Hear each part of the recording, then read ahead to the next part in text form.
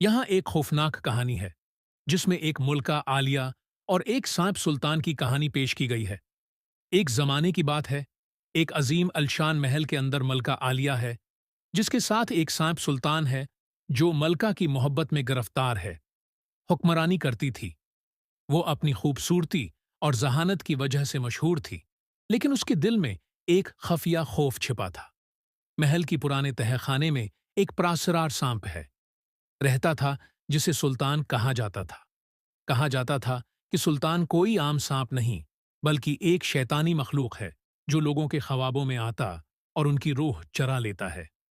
एक रात, जब चांद की रोशनी महल के सहन को रोश कर रही थी, आलिया को अजीब सी सरसराहट की आवाज सुनाई दी।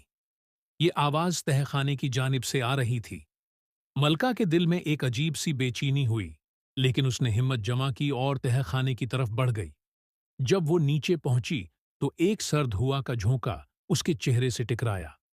तहखाने के अंधेरे में एक हल्की सी रोशनी चमक रही थी, और वो रोशनी एक बड़े सांप के चमकते हुए सर से आ रही थी। सुल्तान वहां अपनी पूरी हैबत के साथ मौजूद था। मलका हालिया, तुम यहां क्यों आई हो? सुल्तान की आवाज गूंजी। आलिया ने खौफजदा मगर मजबूत लहजे में जवाब दिया, मैं तुम्हारे राज को जानने आई हूं। लोग कहते हैं तुम शैतान हो, क्या यह सच है? सुल्तान हंसा। इसकी हंसी पूरे तहखाने में गूंजी।